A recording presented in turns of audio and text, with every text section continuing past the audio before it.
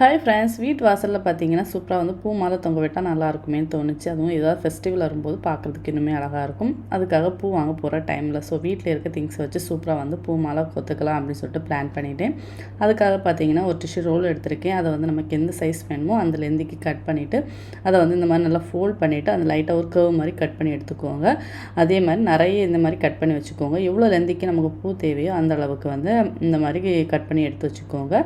இதுக்கு காம்பினேஷனாக பார்த்தீங்கன்னா red colour petals இது ஆல்ரெடி என்கிட்ட இருந்துச்சு. இந்த பெட்டல்ஸை வச்சு என்ன பண்ணுறதுன்னு தெரியாமல் அதை அந்த பூ மாலையை கோத்துக்கலாம் அப்படின்னு சொல்லிட்டு ஃபஸ்ட்டு பார்த்தீங்கன்னா அந்த நூல் பெரிய நூல் எடுத்துக்கோங்க. எவ்வளோ லெந்திக்கு நம்ம பூ மாலை வேணுமோ அந்த லெந்திக்கு வந்து நூல் எடுத்துக்கலாம். கீழே பார்த்தீங்கன்னா ஒரு வந்து சின்ன காம்பு தண்டு மாதிரி எதாவது வச்சுருக்கோங்க.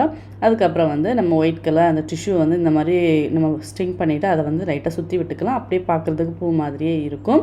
அதுக்கு மேலே பார்த்தீங்கன்னா நம்ம வந்து அந்த ரெட் கலர் பெட்டல்ஸ் இருந்ததில்ல அதே வந்து நம்ம ரோஜா பூதல் எப்படி நம்ம ஃபோல்ட் பண்ணுவோமோ அதே மாதிரி மூணாக வந்து ஃபோல்ட் பண்ணி இந்த மாதிரி கோர்த்து எடுத்து வச்சுக்கலாம். நம்ம வந்து எவ்வளோ லெந்திக்கு நம்ம பூ வந்து கோக்குறோமோ ரெட் கலர் எவ்வளோ இருக்குது ஒயிட் கலர் எவ்வளோ இருக்குதுன்னு சொல்லிட்டு மெஷர் பண்ணி நம்ம இந்த மாதிரி கோர்த்து எடுத்து வச்சுட்டு ஃபைனலாக பார்த்தீங்கன்னா உள்ள ரெட் கலர் இருந்துச்சு. அதையுமே பார்த்தீங்கன்னா கீழே குஞ்சா மாதிரி தொங்க விட்டுட்டேன். இதில் வந்து பேர்ல்ஸ் யூஸ் பண்ணால் நல்லாயிருக்கும். ஃபைனலாக பார்த்தீங்கன்னா வாசலில் ரெண்டு சைட்லேயுமே பார்த்தீங்கன்னா இந்த மாதிரி பூ மாலை கெட்டு தொங்க விட்டுருக்கேன். ரொம்பவே நல்லா இருந்துச்சு பார்க்குறதுக்கு. நீங்களும் ட்ரை பண்ணி பாருங்கள்.